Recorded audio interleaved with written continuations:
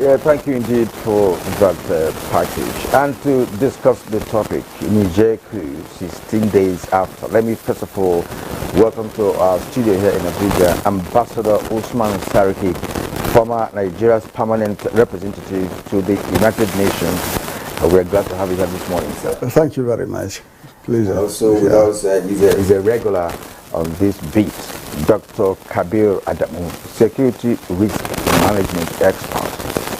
We're glad to have you this morning. The pleasure is mine. Good morning.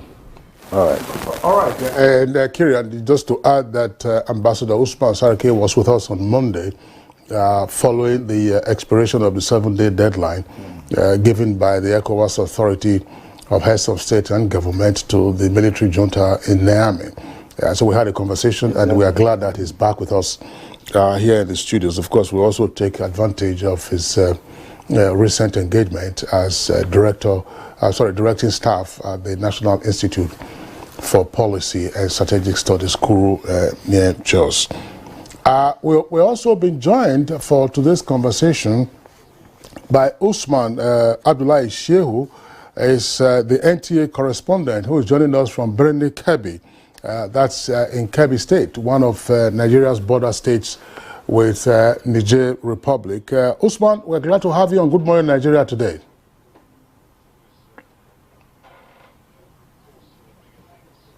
Join us. All right, so let's begin with you. Kebbi, as I indicated, is one of the border states with Niger Republic. What is it from a reporter's eyes that you have seen in the 2 weeks or so since the change of government, unconstitutional change of government in Niamey? Unconstitutional.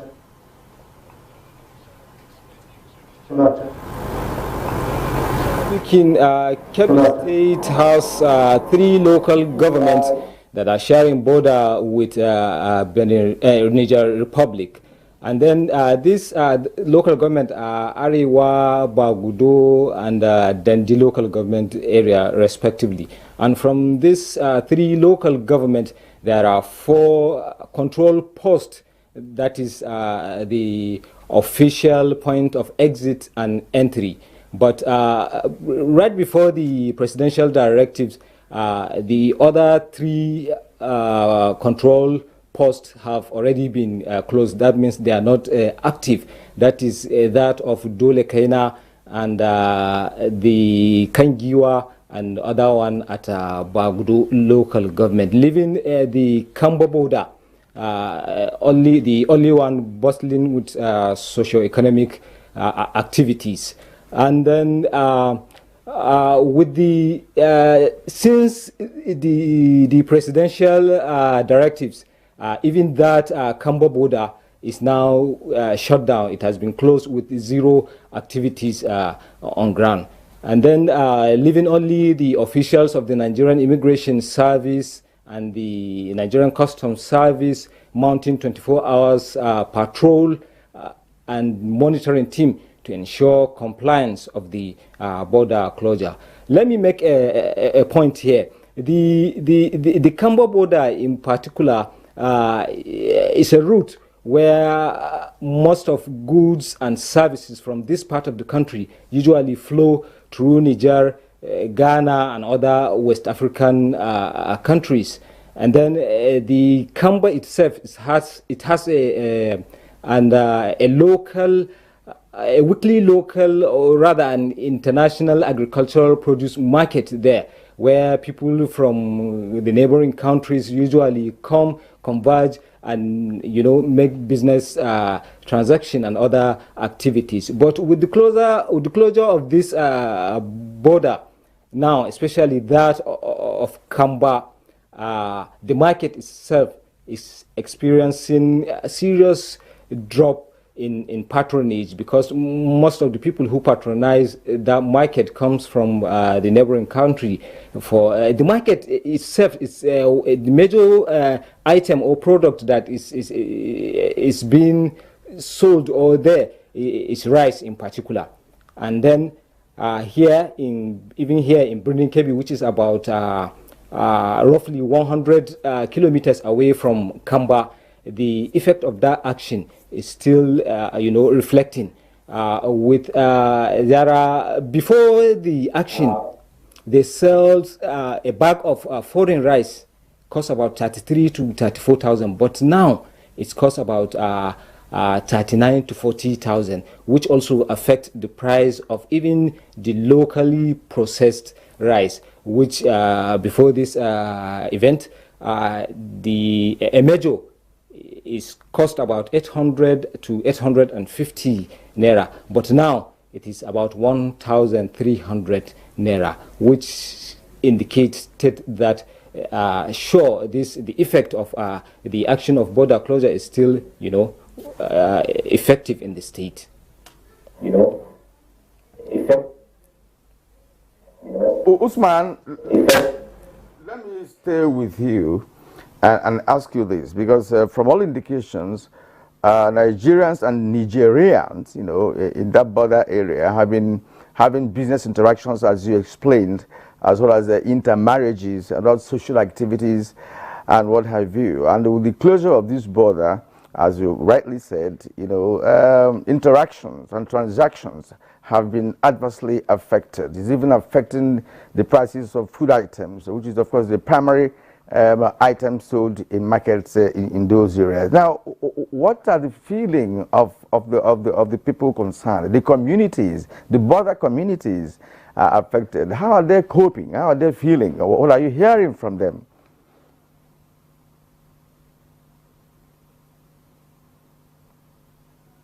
They are seriously reacting to that action in particular. Some of them, like a day before yesterday, I was with somebody who has his grandparent living in Niger. He was complaining that now he wants to cross to the border to go and meet his family, but he couldn't because of the serious measures taken.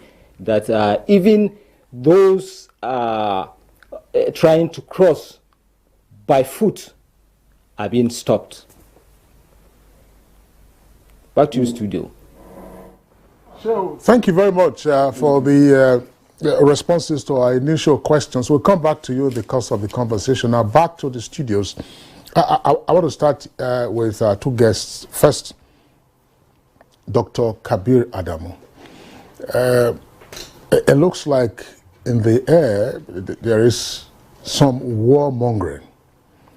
And against the warmongering, there is also in the air a caution against resort to the use of force to dislodge the junta in Niamey.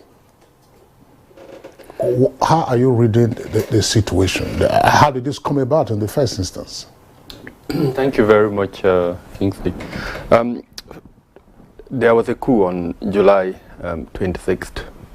And that coup clearly contravened several things, starting from the Nigerian constitution into instruments and protocols for which that country is a member, ECOWAS, AU, the UN. Now, as a result of the current diplomatic disposition, ECOWAS was put forward as the major organ to intercede in that development. ECOWAS met on the 30th of July and came out with a communique. The communique listed several stiff consequences for that action. Some of them were economic sanctions, and then they also included the possibility of military intervention.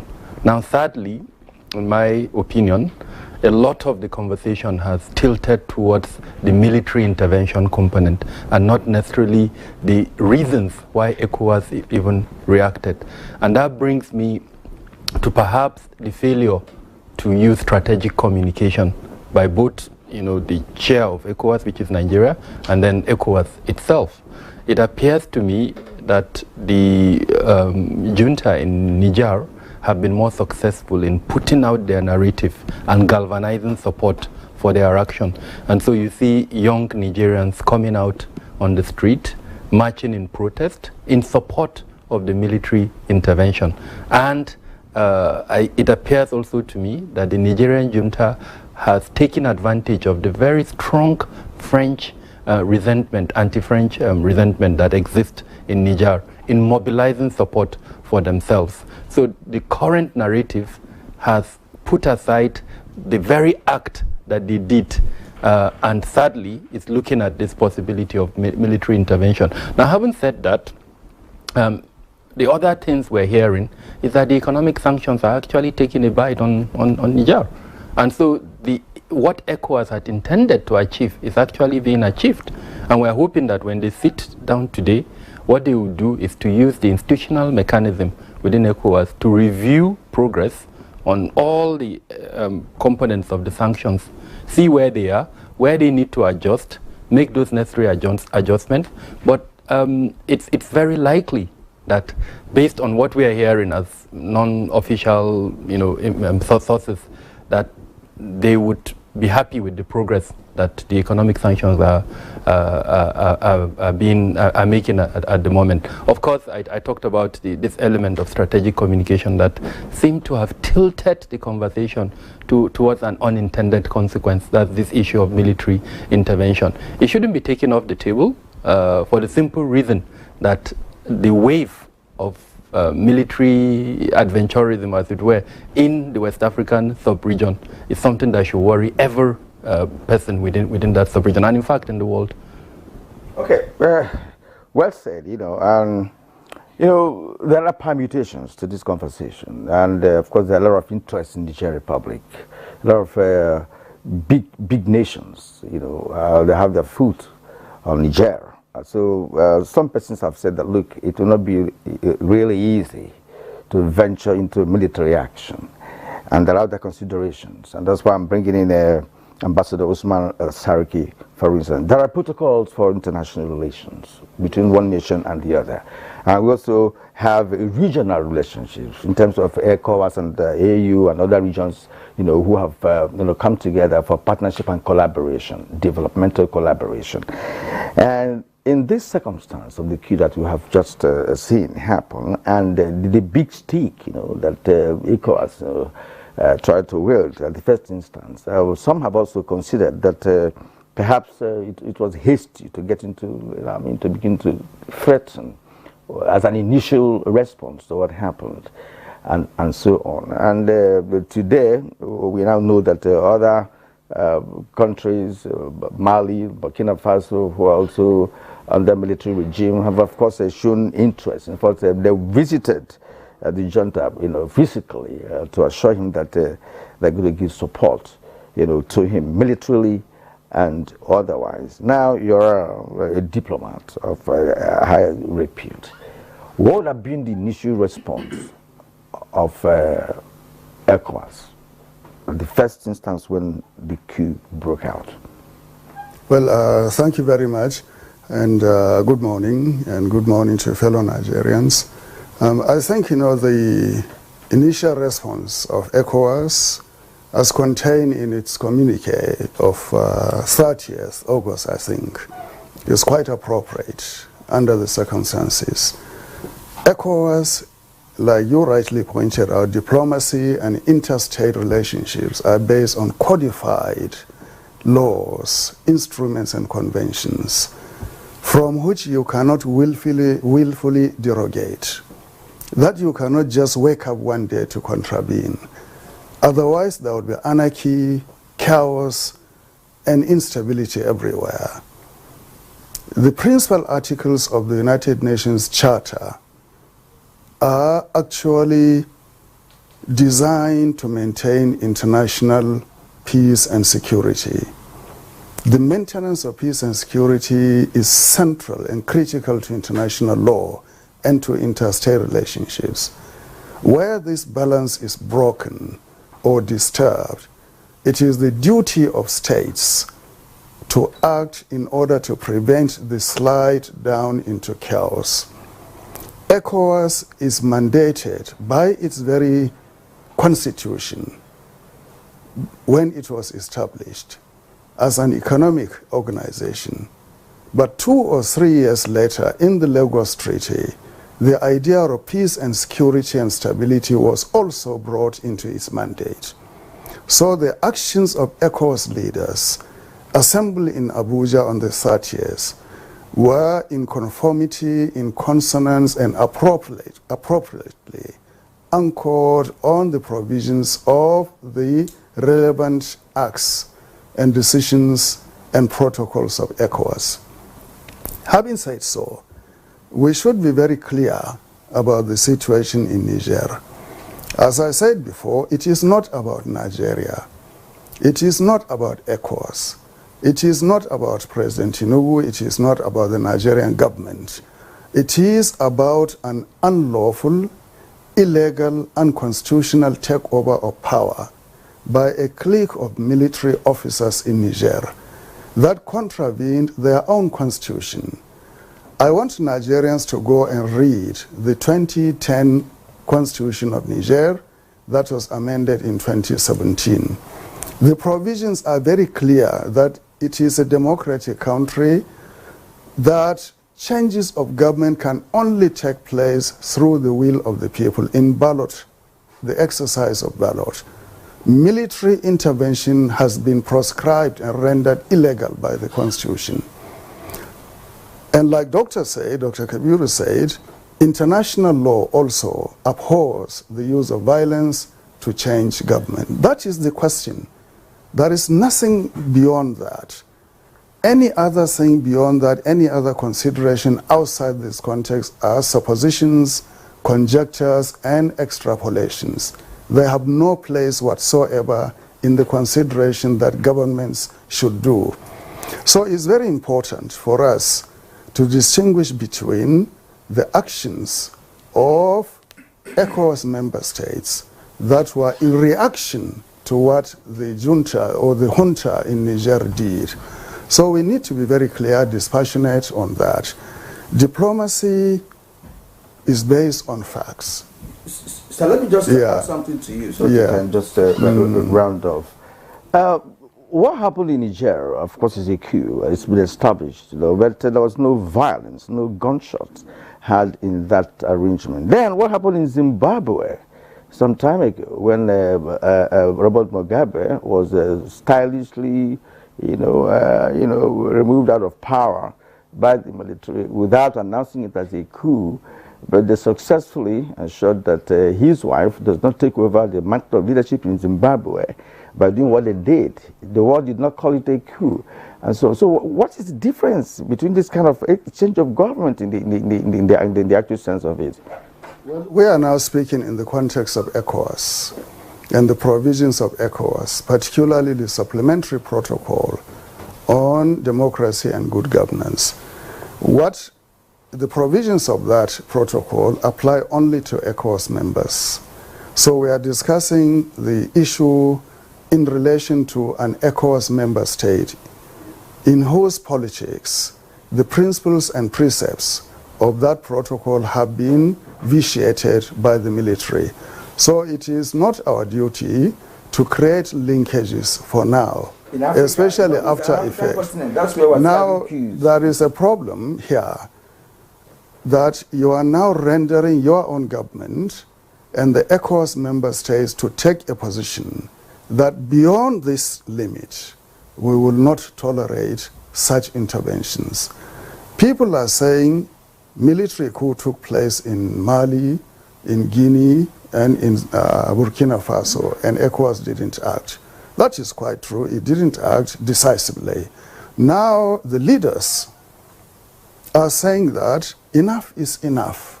You cannot continue deliberately obliterating established standards and norms of behavior in politics and government and get away with it simply because of lack of will on the part of ECOWAS to act.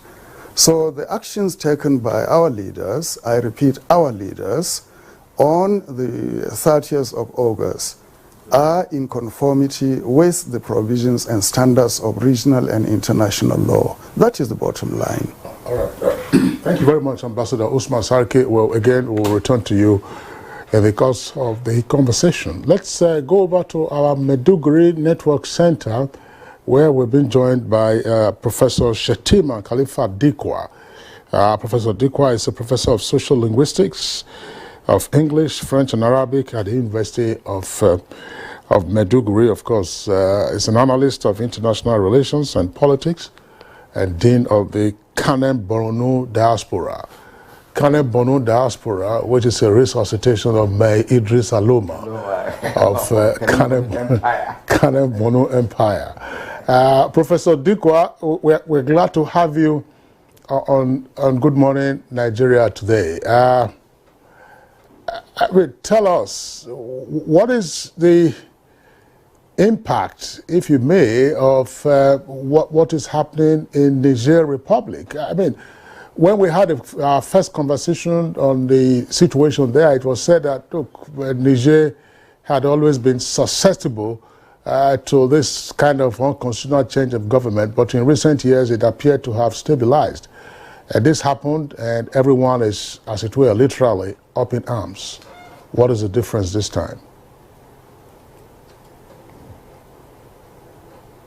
Good morning, everyone. Kingsley Akirian, my co-panelist, my brother, Ambassador Usman Saliki, and others.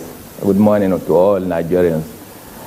After a long time, let me say that I wouldn't disagree too much with the views of Ambassador Usman Saliki as a diplomat, but please allow me to go academic a little bit so that we remove. Sometimes diplomats put their own words very beautifully, more than the beauty itself.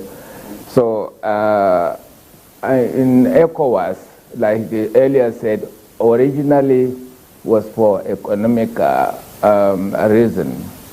And secondly, until later, 3 years later, it was turned to peace, and therefore some measures of military there, and that ECOWAS, thirdly, ECOWAS is just in Nigeria, because Nigeria pays the bill, and basically Nigeria has been financing it, everything, and it is just deliberate that they gave it quickly to our president to head it, and thirdly, fourthly, right now ECOWAS is sharply divided into two, pro and against the coup. Coup is illegal. It is illegal. And again, there was another illegal coup there prior to the military, which was the one charter, 11-point treaty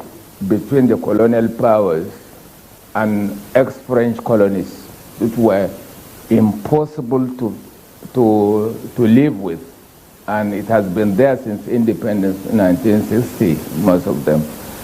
And the second coup that has already been existing there was the constitutional coup d'etat by some heads of states of ECOWAS that was allowed to happen, for instance, by Guinea's Alpha Condé, which was later on toppled and with another counter coup. The second one was by Cote d'Ivoire. But Cote d'Ivoire, Alassane Ouattara, a sitting president at that time, Laurent Gbagbo, just insisted that the votes be recounted. And it was another French troops within the country that dislodged a sitting president, for that matter, of Cote d'Ivoire, removed him, humiliated him, and so on, and then handed over to Alassane Ouattara. That Alassane Ouattara had the 2 terms, and then tried a third one. He is now going through the third one, which is a coup, a constitutional coup. What is the big deal about allowing those constitutional coups to remain in the ECOWAS? Military regime is unacceptable because people are now have resorted to using a brain. When you have the brains, you don't need the guns. We are all fighting to silence the guns so that all the guns can be melted together and perhaps make certain other things with the iron and so on. It is not. It is only good for, it only favors those who are making the weapons. and actually with dialogue and so on, military coups could be avoided. Perhaps the ideal change was either by voting directly or by direct protest by civilians taken to the streets asking the government of the day to step down.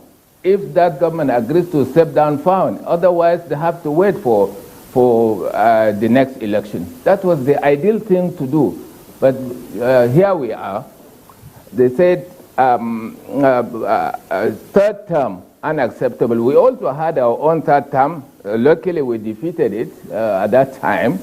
And that why is it that Nigerians has many community radio stations with a lot of awareness that all of them are out and against the presence of foreign troops led by French.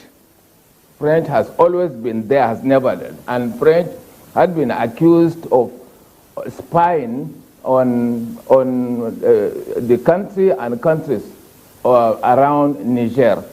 And particularly, I dare say that French government has never been a friend of Nigeria. Right from the first coup of 1967, had never been a friend of Nigeria. And that the Western world has been itching to create a war to transfer what is there in Ukraine to Africa, because to them, to the Western world, the death of Africans, it doesn't matter. It is just about their own resources and the land. Africa has the land, the territory, and the resources that all their industries need. But they don't care about the lives of Africans. This is a basic thing, and all this magic is due to the social media. Today, Africans are talking to Westerners themselves. For instance, citizens of Niger are talking to their counterparts in France as citizens, telling them the activities of their own governments in Niger about the 11-point treaty that says no, Niger has no right to deal with any other country without the consent of France. And France has right over the resources of Niger. France alone trains the military personnel on the security. France has the right to invade Niger at any time militarily. France keeps 85% of the foreign reserve in French treasury, Banque Française, and giving them only 15%. When the 15% is not enough, they go back, cap in hand, to beg to be given more. Their own money, they beg to be given more as a loan, and then they pay with interest. Meanwhile, the foreign reserve they deposited there is in the Paris Stock Exchange. Professor Dikwa, I want to appreciate all the good points you brought in here. You brought in the economic aspect of it. We're going to return to you, in the course of this conversation, because I want our guests here in the studio to also speak along the same line of the point that you have raised, which is the economy this time around. People's welfare, sustenance of a particular system that may have existed over centuries or over decades. 11-point treaties with France, which constitutionally does not allow Niger to do things on their own. And the junta leader did say in one of his comments, that even when they're fighting terrorists, that they had to take permission from French military before they kill a terrorist. That he couldn't understand that as a soldier, that somebody is killing you and you want to get a person down and you have to take permission from somebody else who is not even a Nigerian to do that. These are things that have been laid down over the years, especially in Francophone countries of West Africa. And what is playing out from what we've seen so far could be reaction by those persons in Niger who felt that, look, we can't allow this to continue. There are other interests in Niger. Russia, for instance, is there. The US is there. These are people who have military bases in that small country of Niger, where you have US, you have French, and you have, it seems the country is somehow back and or shared among some foreign powers who are interested in the resources of that small country, which is about one of the poorest country in the world, and they have a product that is one of the most expensive globally when you talk about uranium and the value chain. At the time. I want to bring you in, Doctor, once more on this line of economy. People have been agitating for a very long time, and this time around they say, look, let's just express our concern. And you can see the support they're galvanizing. It's not necessarily giving approval to coup d'etat, which of course is an aberration when it comes to governance, but then is it like, okay, if you can't get it the right way, let's get it the wrong way? Exactly, and I think that's sadly for me the narrative that is out there, and I think we need to bring clarity to the fact that just because you are not happy with the system, why do we have elections after every 4 years? And why do we have political parties? The idea is that the political parties will give options during their campaign on what the way to steer the country. And as a citizen, you can rally behind a particular political party that you believe in the agenda or the ideals that it's putting forward. And I don't think it is appropriate to sit and suggest, for instance, that because you're unhappy with the status quo and then you use the gun to take power. No, it's not acceptable. The norm in the world right now is that we're against military intervention. Niger, over the last decade, has shown itself as a country that is making progress in the democratic culture. Are we there? No, we're not there. There are structural, there are institutional challenges that need to be corrected, need to be developed. 5 coups, 1960. Over 63 years. And my point is, it is not appropriate, it is actually unethical to suggest that using the gun to take power because you are not happy with the status quo is an option. It shouldn't be an option. We should use democratic means. I mean, there is a vibrant political culture, the political party system in Niger. Sometimes I even think more vibrant than the Nigerian political culture. If you are following developments there and you see how vibrant their politicians are in terms of discussing national issues, you know that this is a country that has a future. Anytime there is a military adventurism that truncates that progress, it's taking the country back, yes. And I think this is what we need to, as one, speak against. Not just for them, but even for our own sake. We have made tremendous progress over the last 24 years in our democratic culture. And I think rallying around and supporting the growth of democracy within the sub-region and within the continent should be the message, the narrative, and I'm hoping this is what ECOWAS, when they sit today, would speak as one voice. Yes, Professor has spoken about the divisions. Constitutional coup d'etat, seeking for third term. These are the causative factors of what we're looking at now. Causative factors. A man will have 2 tenures. After the 2 tenures, he will now politically re-engineer the constitution to favor him and his clout to now sustain himself in governance. And people are dying. People are suffering. There's abject poverty and so on. So in that circumstance, what should someone do? I'm not glorifying whatever action, but there are stark realities of life. You cannot buy bread. You cannot get water. You cannot get this over 60 years of existence. You don't have tap water. The simplest technology in the world. You can't have tap water, but you have good resources that people are enjoying elsewhere. So let's become human about all of this. There's laws, regulations, fine and good. But again, implementation. That's where Shettima is concerned about constitutional coup d'etat. Yeah, but the question is... Which ECOWAS is not looking into. That's what he's saying. No. ECOWAS, maybe we're saying ECOWAS needs to do more. But I think it's unfair to say ECOWAS is not looking into. If I'm right, and probably Ambassador would shed more light on it, there's a peer-to-peer mechanism. And there are several other components, protocols, instruments on good governance that ECOWAS has. But are we there yet? Is it a reality that the dividends of democracy, as it were, is not being felt in most African countries? Yes, it's a reality. In fact, in Niger that we're discussing, which is one of the poorest countries in the world. And by the way, Niger is not small. The landmass in Niger is actually bigger than Nigeria.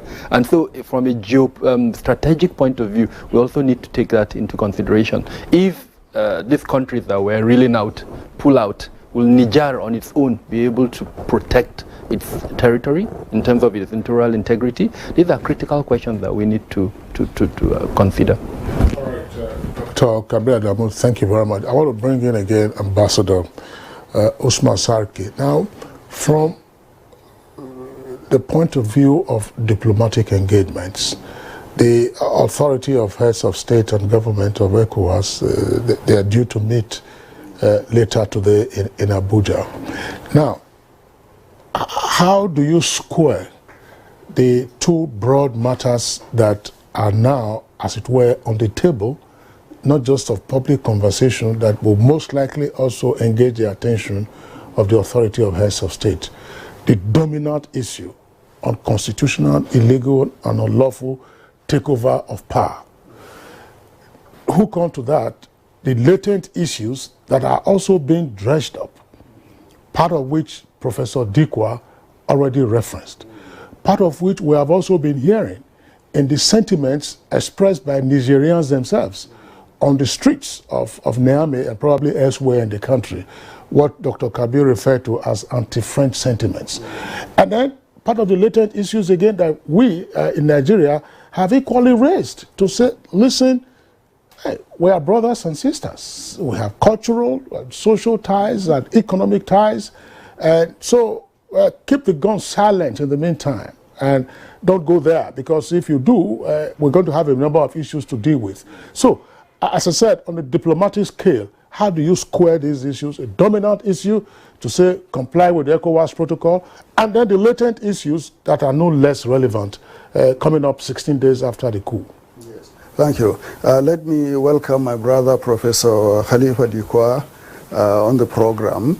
And in response to your question, I think it's important that we realize that the ECOWAS heads of state and government are pursuing the diplomatic option thoroughly. And I believe in their meeting today, they will review events from their last meeting of 30th August. 30th July. 30th July, I'm sorry, to yesterday. And from their assessment and from the report that they will receive from the Political Peace and Security Commission or Council of ECOWAS, they will now deliberate on the position that has been adopted by the military regime in Niger, their reactions, and see whether they are appropriate to provide the way forward towards negotiated settlement. If it appears to them that all their efforts have actually led to nowhere in terms of obtaining a change of behavior on the part of the regime in Niamey, then they will now look at their earlier communique, their decision of 30th July, and see what other levels of calibration that will be applied in order to bring the situation to a satisfactory end. Let us take 2 points. The beginning, which is the forceful, unlawful, and illegal, unconstitutional change of government by the military in Niger, and the end objective established by ECOWAS, which is the reinstatement of the government of Mohamed Bazoum and his release. So they have to bridge the gap, and diplomacy will be the instrument for bridging the gap. What if diplomacy fails and there is no response commensurate to the demands of ECOWAS on the part of the regime? What do you do? Do you now throw up your hands in the air and give up and say you cannot do anything? That will now affect the entire credibility of the ECOWAS. It will also impact on the capacity of ECOWAS and the African Union to act in situations that vitiate the established order of things in any other country. So if we are looking at this matter, we should look at it dispassionately, look at the facts on the ground, and deal with them no matter how inconvenient these facts are. You have asked about the larger ramifications, the sentiments that are now coming to the surface. I fully agree with my brother, Professor Dikwa, and with Kerian and yourself, and everybody out there that is, number one, insisting on peaceful resolution. Wars do not actually lead to amicable resolution of issues. They leave behind them residues of discontent, destruction, suspicions, anger, and everything. But when you take a course of action that dictates the use of force, it must have been brought about by compelling reasons that are unavoidable. So in diplomacy, all options, as they say, should be on the table. However, reason should dictate that the peaceful option should be exhausted. Have you heard our president saying he's going to attack Niger? I haven't. I haven't read it anywhere. I haven't heard him say that anywhere. Have you heard our government declaring that they are going to use force? I haven't read it anywhere. I haven't heard it. So why are we now imputing upon ourselves that we are a nation up at arms or up in arms against Niger? We are not. Okay. Now, I'm sorry, it's important for us to follow the issues. Number one, the discontent against French presence. Nigerians and Africans and Nigerians, Malians, Guineans, they have absolute right to insist on their independence and sovereignty and to be free of foreign domination and influence. They have the right to control their resources. And one of the things that we are going to advise the Nigerian government is to now revisit existing processes and norms in international relations to assert, number one, the political independence and sovereignties of countries as recognized by the UN Charter, as recognized by the African Union Constitutive Act, and many other instruments under international law. Political independence and sovereignty and the reflection of that in the integrity of the governments of countries is a bottom line that must not be transgressed against. The second is the permanent sovereignty of nations over their natural resources. Since 1952, the discussion in the United Nations have been on the issue of permanent sovereignty of peoples and nations over their natural resources. In 1958, the United Nations established the Commission on Permanent Sovereignty over Natural Resources. In 1962, under Resolution 1803, I think, the United Nations codified as part of customary international law permanent sovereignty of nations over their natural resources. That resolution was actually put into practice in the decree number 1 of the United Nations Council on Namibia, asserting the right of the Namibian people over their natural resources and the judicious, equitable use of their natural resources for their development. This impasse in Niger now should give us the opportunity, especially Nigeria, to lead a continental discussion on non-alignment principle.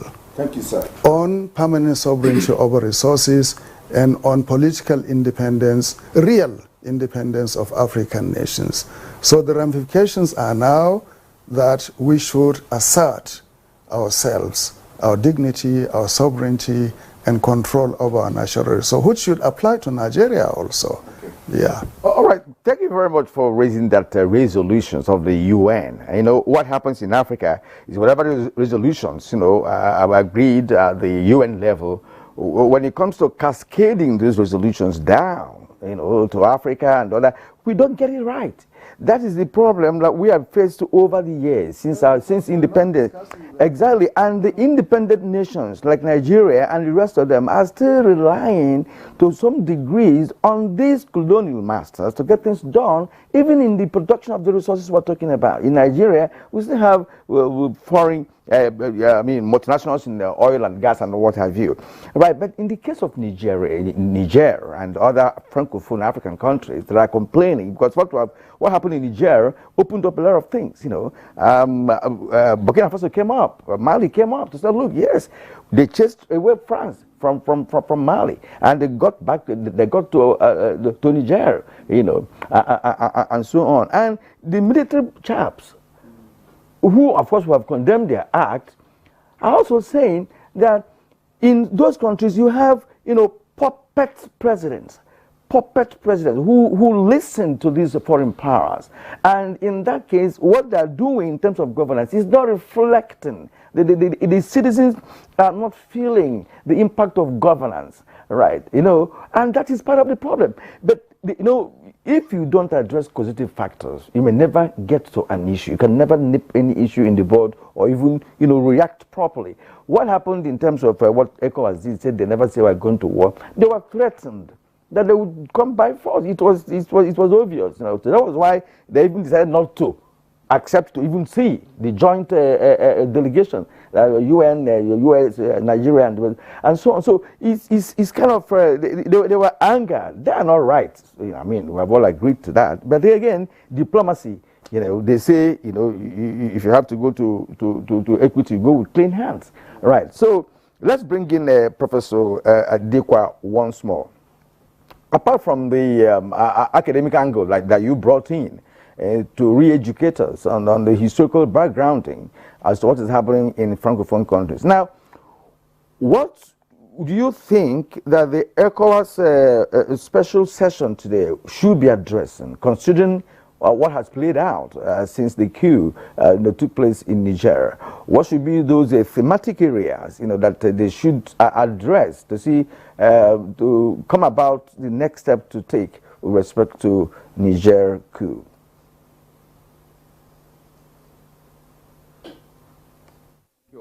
Somehow, I also accuse the media, not NTA, that has graduated a lot from by asking tough questions, a serious one from earlier than 2007, and NTA, I'm very proud of it, like my brother, Ambassador Usman Serkis, one of the finest diplomats, put it certainly.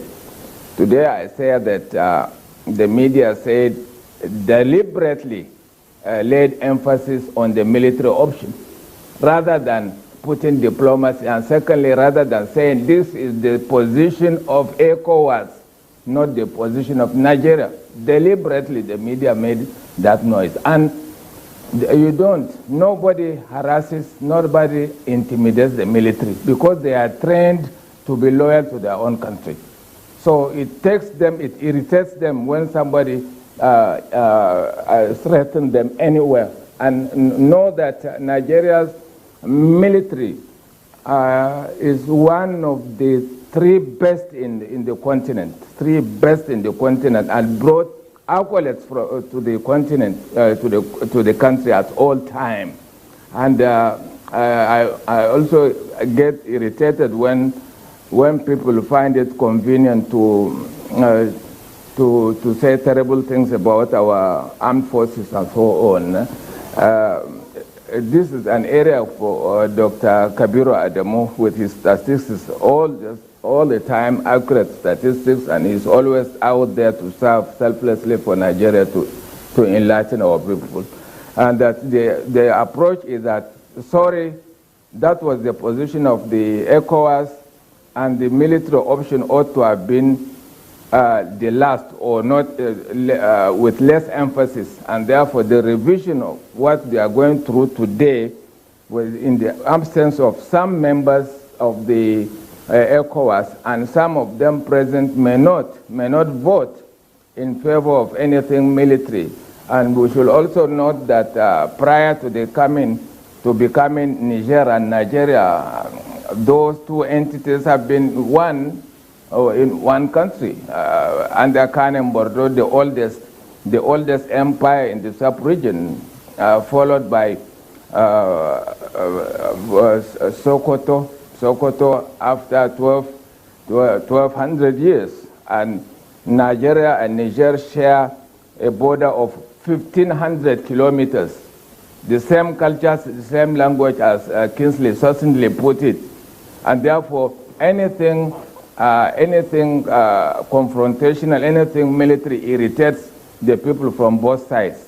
And to them, ECOWAS had played the game of the country, the colonial country, that sees Nigeria as the existential threat to leading, because it leads anything peaceful in Nigeria, meaning that Nigeria will lead other countries to get free, because in Nigeria the military doesn't go into all these misadventures, and that with Nigeria there is a freedom of expression. In Niger, opposition people are locked simply because they find it convenient to criticize the colonial powers that keeps the military in place. For instance, they said even the bases, America alone has 2 bases in Niger alone, one for drones and the other one for troops. French has been permanent there. The same thing with Senegal, which may also go the same way, because the opposition leader, Ousmane Sonko, is jailed with politically motivated excuses and so on. And therefore, to me, the main question is that let us have this dialogue, because Nigeria cannot lead ECOWAS. If it were just to lead ECOWAS into fighting the neighboring country directly, a brotherly country, just like a continuation of northern Nigeria, Niger, and some people have their farms from the other side, intermarried from the other side, the same language, the same everything, until 1884, 85, at the Berlin Conference, the colonial powers sat together in order to share the continent like a cake. Without the Professor Dikwa, thank you so much. You're also taking us to a historical background, which is very, very impressive. Right. We're going to take a short break now. When we return, we'll continue with the conversation, and of course, all the points you raised, other guests will also, talk about them. So stay with us. You're watching Good Morning Nigeria on NTA Network Service. We'll be right back.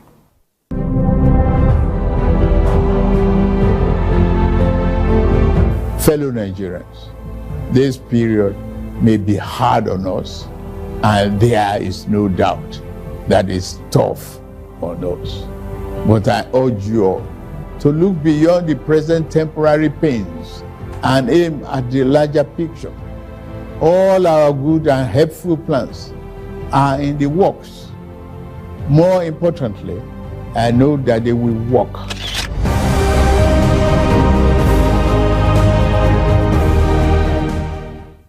Hey, welcome to the StarTimes 35th anniversary celebration. To say thank you to every StarTimes family for being an integral part of our journey, StarTimes has decided to give you a price slash on decoders. Yes, we are slashing the price of our antenna decoder from 8,900 naira to 7,500 naira, and the dish decoder from 13,300 naira to 9,900 naira. But that's not all.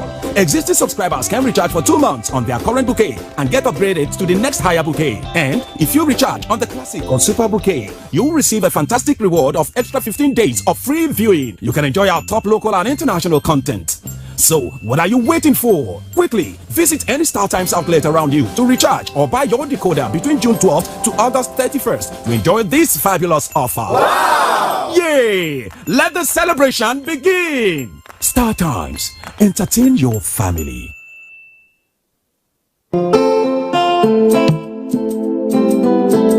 Nigeria means unity. Nigeria means freedom to me. Nigeria means greatness to me. To Nigeria is indivisible. There is nothing you can do. We all have to savage it together and learn to love each other. We are indivisible. As a mother and a leader, I will always preach for peace and unity in this country, because that is the only thing that will give us progress. Though tribes and tongues may differ, in brotherhood we stand, and it is the woman that does that.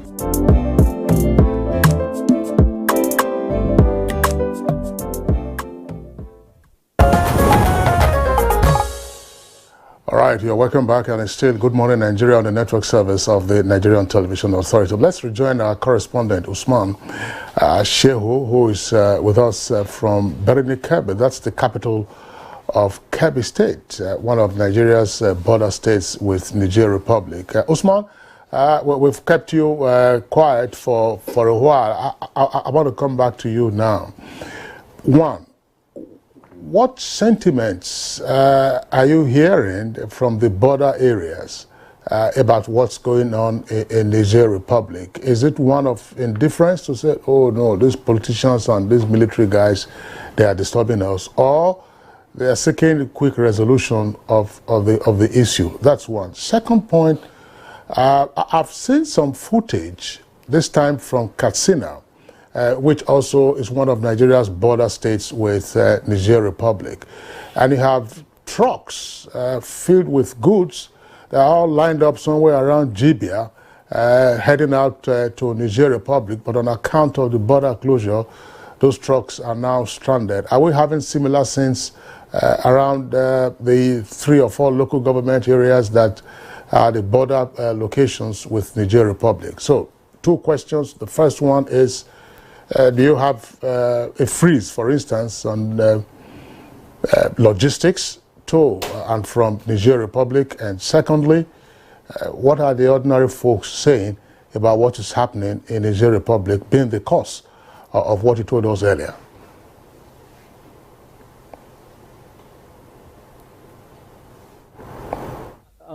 Let me start with the second question.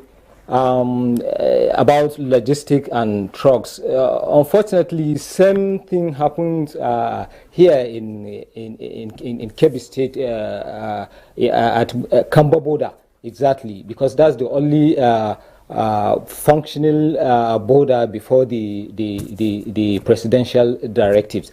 There are several trucks there, especially those loaded with some of the agricultural product and other goods that are trying to, pass through there to other African states, especially the onion sellers. In most of the time, like day before yesterday, if I could recall, somebody told me that there were several distant trucks loaded with onions, that the onions have already started to spoil. Then let me come back to the first question. With regards to that question, the communities, one will never know the bond that exists between Nigeria and Niger until he finds himself within such border communities. They were, seriously, they couldn't believe it, in fact. They were saying, how did this come to happen? Why will Nigeria try to, take military action against their own brothers? But the most important thing is that they want this issue to quickly resolve, and urging the ECOWAS to use more diplomatic processes rather than military action against their country. Usman, I'm sure you heard Ambassador Sarki earlier. This is part of what is being put out there in terms of the appropriate messaging. Nigeria, and of course President Bola Ahmed Tinubu, Nigeria currently heads the ECOWAS Authority of Heads of State and Government. And the decision arising from the communique at the end of their meeting on the 30th of July wasn't a Nigerian decision. It was a decision of ECOWAS. So it is not Nigeria that is going, assuming that becomes the last resort, it is not Nigeria that is going to war with Niger Republic. But how come we continue to hear this narrative, that Nigeria wants to declare war on Niger Republic? What's going on? Is it what are you hearing from even the local media, let's say broadcast media, radio and television? Is there a tweaking of the message that Nigeria wants to declare war or ECOWAS wants to declare war? Is anyone talking also about the tablet of sanctions that have been imposed on the military junta?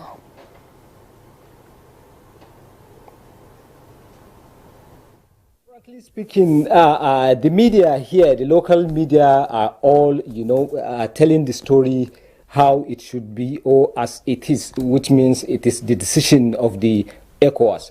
But when you move to the local communities there, most of them are uneducated. And with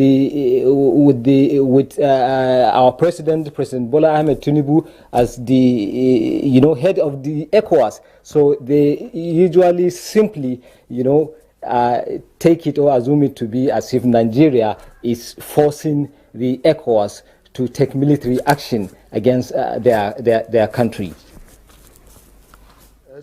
Okay, thank you so much, Usman. We were just, deliberating on what could have led, to the locals, thinking that it was Nigeria and not ECOWAS. You have already made it clear that it's those ones who actually are not literate enough to understand the concept of ECOWAS are saying so. But even in some quarters, those who understand are also saying so, believing that, if Nigeria is leading, it is calling the shots, because ECOWAS, Nigeria is ECOWAS, so to speak, in terms of even funding of that very, community. All right, thank you. We may return to you if we have time to do that. Meanwhile, let's come back here to the studio where we still have Dr. Kabir Adamu, who is the person to take us on. You have listened to Professor Dekwa, and the angle has always, gone to, and you, of course, as he also, appreciated that you have the implicit analysis of Nigerian of Africa's security system, especially ECOWAS, right? And what is playing out in the Francophone countries, in ECOWAS is what is our concern this morning. And I consider that Mali, Burkina Faso are being led currently by military, and then Guinea, and we're talking about Niger now. Now, the action, against Niger by ECOWAS was that also served to the other ones, because they rallied around Niger, perhaps for one or two reasons. But if you listen to Burkina Faso and the Mali leaders, they're also making comments relating to the economy, security, resources, and what have you. And of course, the very unpalatable situation where the vast majority of citizens of those countries are wallowing in abject poverty while they have resources here and there. One would say, look, that's not enough reason, for you to take over power, through the barriers of the gun. But I recall also that in Gambia, for instance, shortly before Muhammad Buhari left office, he had to go physically to Gambia to beg a president who was defeated flatly on an election and begged him to leave the country because he refused to leave power. Which is also part of the points that Khalifa Dekwa, Professor Dekwa has been raising, because you cannot divorce or separate the socio-economic well-being of the people from politics and governance. They go pari passu, and when one drops, the other one tends to take over. And if what has taken over is not good enough, or does not translate to humanity, translate to people living a good life, then of course something wrong happens. Can there be a holistic address to the issue of incessant coups in ECOWAS sub-region? Definitely. I think the answer is in security sector reform. If you isolate Africa as a continent, then isolate West Africa. And I start to be corrected. I don't think there is any military government that would brag and say it did better than a civilian administration. Maybe if we go to other continents, Asia, probably South America, we can cite one or two where military intervention probably proved better than civilian government. But in Africa, I doubt, and I stand to be corrected.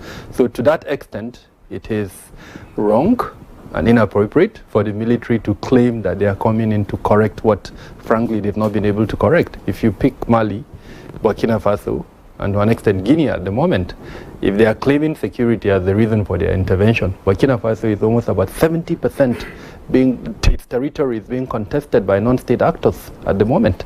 Mali, the same thing, about 50% of Malian territory is under the control of non-state actors at the moment.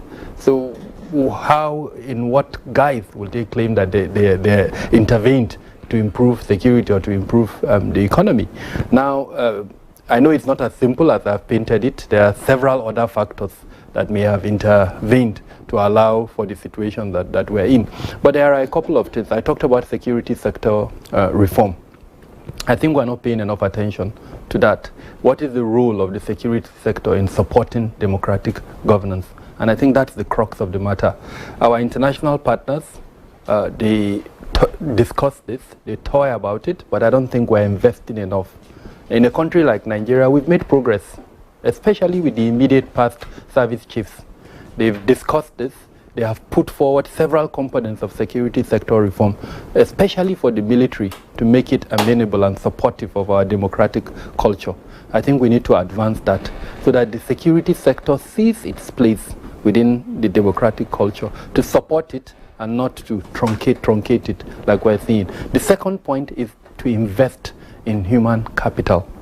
No matter how well, all the things we've discussed, including looking at our treaties, to our sovereignty and all of that, we cannot achieve it if we do not invest in human capital. Because who is going to come and do all of these things? Today, the three major natural resources that Niger has, uranium, petroleum, and gold, if the entire international community takes itself out of Niger, what would Niger do with those three natural resources? So we need to invest in human capital, technology, so that we have the capacity to make use of these resources that we've been given. And we're not doing that enough. And of course, all of this, everything I've mentioned, ties around good governance. How do we achieve good governance? So I think that is what the conversation at both the continental, especially the multilateral bodies, and then the role of the civil society organizations. Official channels, diplomatic channels, could not achieve what an unofficial channel achieved yesterday. 2 or 3 delegations were sent and they were rebuffed by junta, but an unofficial channel went and achieved a phenomenal move that could open the channel for communications and that would help de-escalate the current situation. So that brings me back to the role of intelligence within not just the sub-region, but at the continental level. I think the Foreign Service as a whole, not just the Ministry of Foreign Affairs, but the Foreign Service as a whole, for Nigeria and then within the sub-region, I think we need to harness the potential that exists within that foreign service, including the intelligence potential. There are backdoor channels. There are individuals, even at my level. I do have my little resources. Of course, I work with data. I collate that data using intelligence. Now, I could mention 3 persons to you that I know could have been influential in this matter. So when our President Bola Ahmed Tinubu, spoke about harnessing national powers, these are the type of thing I think we should sit back and ask ourselves, are we really harnessing those national powers? It is time for us to take a step back and then recalibrate so that our approach is slightly different than what we've done over the last 16 days. Dr. Kabir Adamu, thank you very much for the issue you have raised. Before I bring in Ambassador Usman Sarki, there is a question I have, but I think part of it you may wish to respond to later after Ambassador Sarki. When you're talking about key influencers as non-state delegates for purposes of reaching out in this kind of circumstance. Early on, one of the things I thought of, I've never said it on air, was to say, look, and this is not to denigrate the people of Niger, but we know that Niger is a smuggler's route to Nigeria. So who are the big-time smugglers? And if they are big-time smugglers, it means that they also have contacts within the Nigerian economy. So These Nigerian persons, do they then have influence over the junta or members of the military class to whom they could say, look, we say, okay, we know a few big-time smugglers, so speak to them.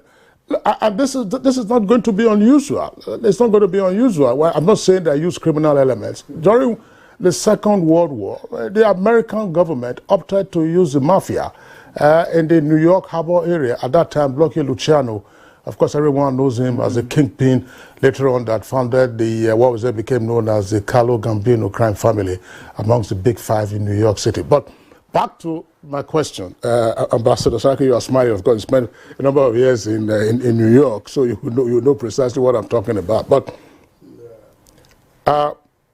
there is an issue here. We say diplomacy, negotiate.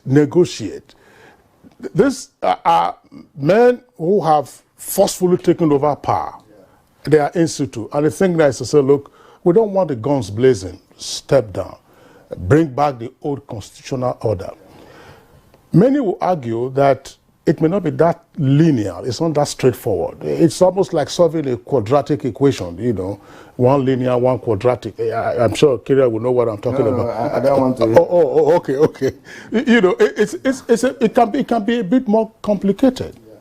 Now, what will you do with those who, if in the end it fails, who attempted to overthrow the government? What do you do with them? You're going to retain them in service? And some person will look at Turkey and see what President Erdogan did with those who attempted a coup. But within the country and outside the country, wherever they were in the world, you could see Turkey still going after them. So what is the safe landing for the coup plotters themselves? And then what were the issues? There are two issues that have come up since all of this crisis began. One had to do with the fact that they said that they wanted a change of guards, of the presidential guards. So, which is the prerogative of the president, but they resisted it. So, would they still insist that the president doesn't have powers to change his guards? That's one. Secondly, it has also been reported that there were complaints by the presidential guards and parts and sections of the army that the counter-terrorism units had been overfavored by foreign military aid, more particularly from the U.S. In other words, less and less of attention was being paid to the presidential guard. How, again, I'm talking from I would like you to respond to this from the diplomatic point of view. Because for ordinary folks, you say, look, negotiate, step down. But there will be issues that remain to be resolved. And those issues, of course, will be internal mostly to Niger Republic. So how do we get them to navigate around these issues? Ambassador. Yeah, thank you. There is this cliche, which sometimes can actually translate into reality and beneficial outcome. African solution to African problem. The identical issue you brought up regarding the situation in Turkey may not apply here. Our leaders are pragmatic people. They are Africans, first and foremost. They know how culturally and traditionally and in customary way to resolve issues without slapping the face of the other person, without making the other person lose face. There are many ways, if they are amenable to discussion and negotiation and settlement. The ECOWAS heads of state and government, and Nigeria in particular, can resolve this in terms of recognizing their own grievances and genuine intents, which, however, do not justify the forceful takeover of a government. I would like to remind Nigerians in particular and the rest of the world, in 1999, Dauda Malam Wanke, a colonel in Niger, actually effected a coup d'etat. And at that time, our president, Olusegun Obasanjo, also in that year came to power as a civilian elected president. He acted swiftly by using backdoor channels. And I think the person he used is still alive, active, very sharp, mentally, physically, he is still alive. He went to Niamey, discussed and presented options, including soft landing, to the colonel. And eventually, within 8 or 9 months, we obtained a diplomatic and peaceful resolution of the affair. And Dauda Wenke actually became domiciled in Abuja before he went back to his country and passed away. And that proved the way for a civilian election. I think it was Tanja, who came after him to become the president. So we have a precedent in terms of settling issues in Niger peacefully. We should recognize that. The other issue is, like you rightly pointed out, there are ramifications. One of the consequences Nigerians should see, the continued retention of this regime will lead to the incursion, infiltration, and establishment of extra-African, non-state actor forces, namely mercenaries in Niger, which will be a direct threat to Nigeria's security, Nigeria's interests, and Nigeria's peaceful endeavor to conduct democratic and civilian governments in our own country. We should realize that mercenarism has been actually repudiated by international conventions. The United Nations Convention Against Mercenaries of 1987, I think, or 89, that came into force in 2001. And we have the OAU Convention Against Mercenarism, which was adopted in 1977 and came into effect in 1985, I think. We should be mindful that under international law, recruiting, financing, training, engaging mercenaries is illegal. Okay, sir. And we have to look at that. Time is actually not our friend this time around. We appreciate your analysis of the situation, which you've done so well. The situation now is that when you have those resolutions you talked about, when it comes down to practicing it, it doesn't work. That is now all over the world. Even in Nigeria, there are mercenaries all over the world. Well, we have heard that the junta in Niamey has already announced a prime minister, to take over the place and try to bring back normalcy or return democracy to the country. That's his own approach, or their own approach, that we'll see how ECOWAS will react to that, because it's a step that they have taken. All right. And on that note, gentlemen, we have to conclude this conversation today. Of course, there's no way we can exhaust such an issue that has been endemic in the African continent, especially in this sub-Saharan Africa. Ambassador Usman Saraki, former Nigeria's permanent secretary or permanent representative to UN, we thank you for being here this morning. Thank you. It's a pleasure. Thank you. Dr. Kabir Adamu, security risk and management expert. We rely on your data all the time. Thank you for being here this morning. Thank you for Professor Shetima Khalifa Dikwa, professor of social linguistics of English, French, and Arabic at the University of Maiduguri. We'd like to thank you for your insight this morning, giving us a historical perspective. We appreciate you. Thank you. Usman Abdullahi Shehu, NTA correspondent. I was going to ask you what the governor of the state is doing for those who are feeling the impact of the situation now, but that's not for today anyways. Thank you indeed for reaching us from Maiduguri. All right. Maybe we'll have some sports. Well, I doubt if we have enough time for that. We'd like to thank you for being with us on Good Morning Nigeria today.